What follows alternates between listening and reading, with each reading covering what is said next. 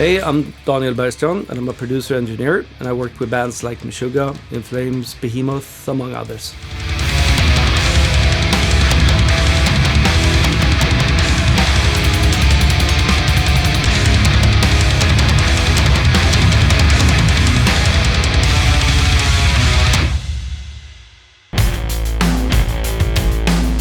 Me and Fredrik built this studio like 5 years ago. We actually had a studio together many years ago. But we said later on in life, we're gonna do it, and we're gonna do it like properly, like build a really, really good studio. And here we are.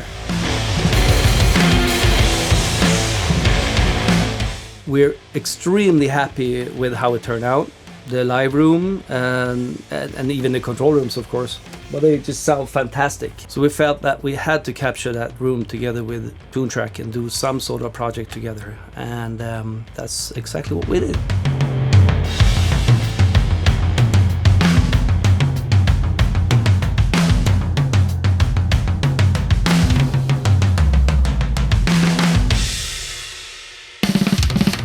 Well, me and Fredrik had a big talk about what do we want to be included in this product. So we really tried to capture everything. I mean, from fiberglass to like vintage kit to pure metal kits.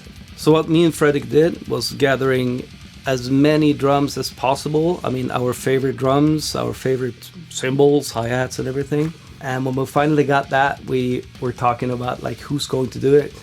And an obvious person in mind was Leo. So my name is Leo Margarit. I'm a drummer. I'm from France and I've been living in Sweden for about 15 years now. I joined the band Pain of Salvation back in the days in 2007, I think. So I've been working with Daniel. I met him the first time, I think 10 years ago maybe, on a project. And after that I've been doing 2 Pain of Salvation records with him. He's an amazing person to work with. I mean, he hits perfectly. You know, he also, a little bonus is that he got like patience. And that's what you really need when you're doing a sample project. We also had, of course, Urban Nesval. I mean, he was one of the guys that also made this possible because we're all hens and we're all confused minds, and he kind of had us balanced and was prepared for every drum. So it was a perfect team. Great guys to work with.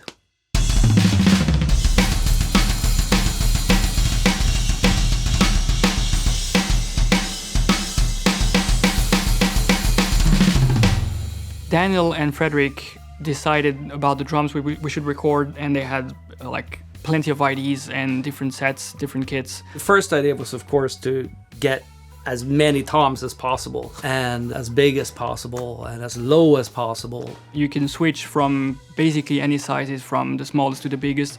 Same with bass drums and snares, so with the same kit you will have the possibility to cover pretty much any kind of music. The drums are very specific. Usually it's vintage kits, things that you won't find anywhere else. Most of all, you'll get Daniel's great sound on drums. And you know how it is. I mean, we're all from the metal background, both me and Fredrik, but that's not the only thing you can do with these kits. I mean, you can do anything.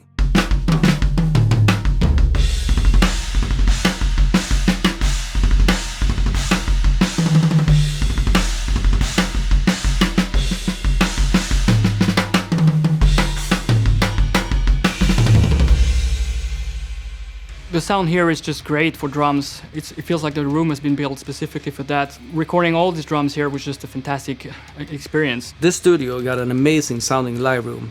You can really compress this room with mics, like compressing the ambient mics, and it sounds huge, but not this ugly slapback thing or reverb.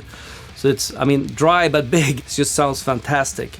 And that's what we wanted to capture even for this SDX. So what I did was going a little bit crazy with room mics, just to make it possible for everybody to have a big palette of colors. You know, I mean, I had a lot of channels like roof mics, and I had floor mics, mics behind the drummer, kind of a drummer view thing, of course overheads, but plenty of room mics, because I think that's the most important thing in terms of creating a good drum sound. Focus on the room, and if you have a great room sound, you will make it.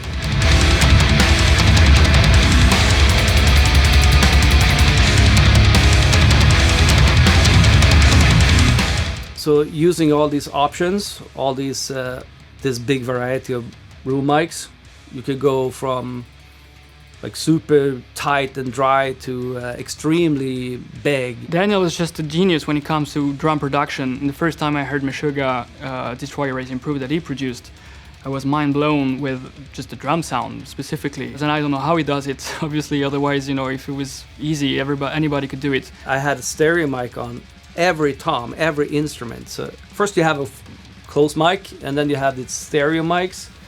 That widens the possibilities even more. It's like having a room mic, but it's a close mic. It captures the whole tom. So that's individually captured too, so you can play around with these different options. It's just such a joy.